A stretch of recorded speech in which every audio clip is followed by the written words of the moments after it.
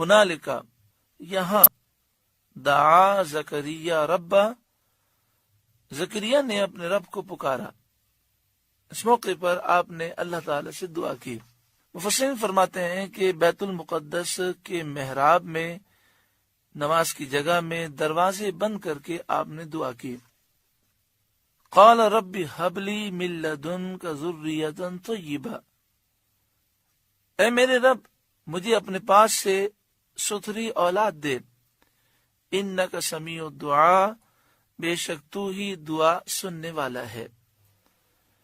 اولاد کتنی بڑی نعمت ہے کہ حضرت زکریہ اللہ کے نبی اولاد کے حصول کے لیے دعا کر رہے ہیں، اور اس اہتمام کے ساتھ آپ نے دعا فرمائی۔ قرآن مجید فرقان حمید نے اس کا ذکر فرمایا، رب ہب لی من لدنک ذریۃ طیبہ، اے میرے رب مجھے اپنے پاس سے ستھری اولاد دے۔ لیکن یہاں پر یہ درس موجود ہے کہ جب اولاد کے لیے دعا کی جائے تو یہ دعا کی جائے ذریۃ طیبہ، اے اللہ ستھری پاک اولاد عطا فرما، دین کی خدمت کرنے والی اولاد عطا فرما، تیری فرما برداری کرنے والی اور تیرے محبوب سے محبت کرنے والی اولاد عطا فرما۔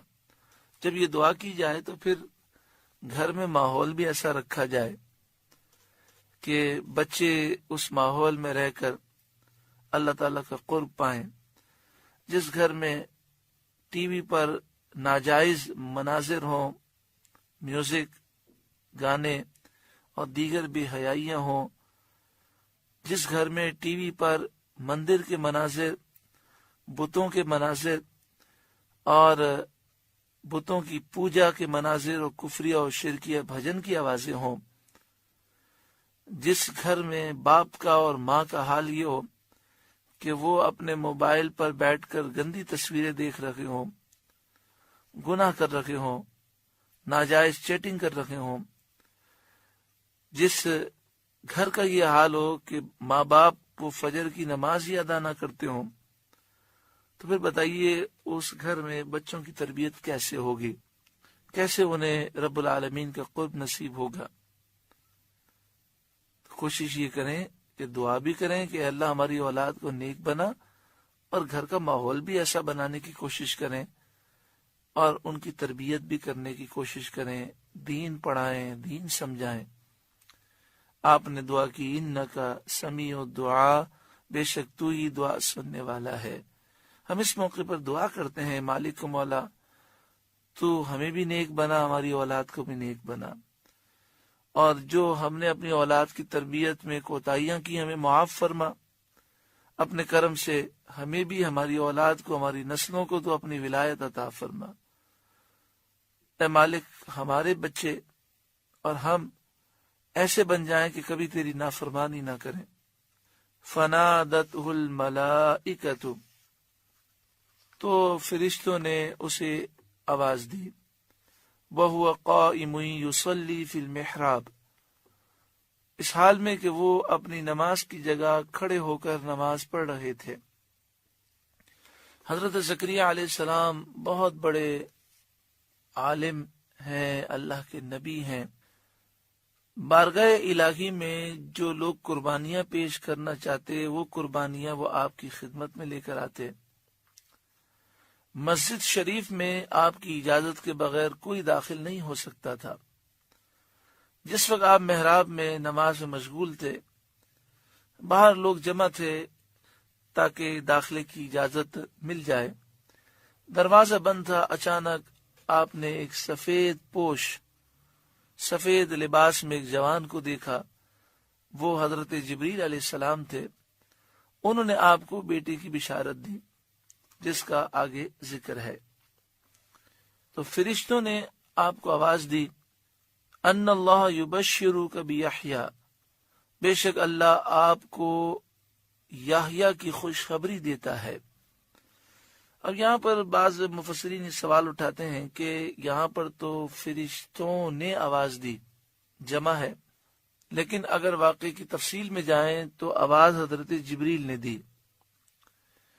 مراد یہ کہ حضرت جبریل سارے فرشتوں کی طرف سے سردار ہیں، سارے فرشتوں کے، تو آپ کا فرمانا سارے فرشتوں کی طرف سے ہے، سارے فرشتوں نے گویا کہ آپ کو بشارت دی۔ دوسری کہ الملائکہ آپ کے لیے جمع اس لیے ہے چونکہ آپ فرشتوں کے سردار ہیں، تو اس سے آپ کی عظمت کا اظہار ہے۔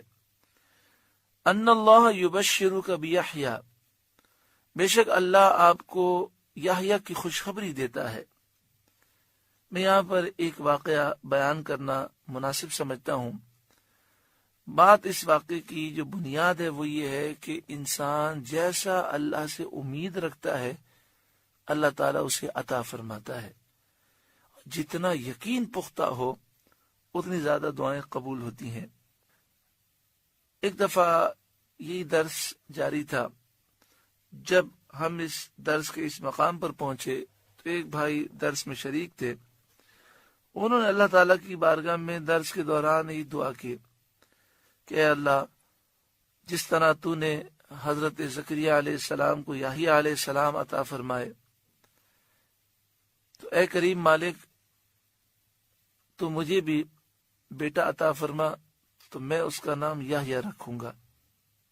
وہ کہتے ہیں الحمدللہ 1 سال گزرا، مجھے اللہ تعالیٰ نے بیٹا عطا فرمایا اور میں نے اس کا نام یحییٰ رکھا۔ ہمارے گھر والوں سے کسی خاتون نے پوچھا کہ آپ کے یہاں تو کئی سال گزر گئے، اولاد ہی نہیں تھی، تو کیا آپ نے علاج کرایا؟ تو انہوں نے یہ دعا کا ذکر کیا۔ تو کہتے ہیں کہ انہوں نے ہاسپٹل میں اسی مقام پر اسی طرح دعا کی، اللہ تعالیٰ نے انہیں بھی 1 سال کے بعد بیٹا عطا فرمایا، انہوں نے یحییٰ نام رکھا۔ پھر درس کے دوران اس واقعے کا ہم نے ذکر کیا، تو بعض لوگوں نے سن کر اس طرح نیت کی، الحمدللہ پھر آ کر انہوں نے بیان کیا کہ اللہ تعالیٰ نے بیٹا عطا فرمایا۔ تو بات یہ ہے کہ اس واقعے میں بڑی تاثیر ہے، اور دوسری بات یہ کہ انسان جس بات کا یقین رکھتا ہے اور جیسی اللہ تعالیٰ سے امید رکھتا ہے اللہ تعالیٰ اسے عطا فرماتا ہے۔ ان اللہ یبشرک بیحییٰ، بے شک اللہ آپ کو خوشخبری دیتا ہے یحییٰ کی، مصدقا بکلمۃ من اللہ، جو اللہ کی طرف سے ایک کلمے کی تصدیق کرے گا۔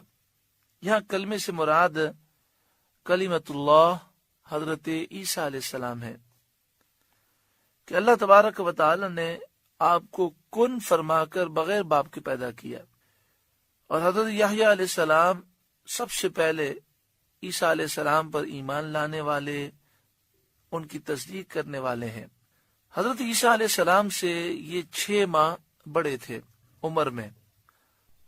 ان اللہ یبشرک بیحییٰ، بے شک اللہ تعالیٰ آپ کو یحییٰ کی خوشخبری دیتا ہے، مصدقا بکلمۃ من اللہ، جو اللہ کی طرف سے ایک کلمے یعنی عیسیٰ علیہ السلام کی تصدیق کریں گے، وسیدہ، اور وہ سردار ہوں گے۔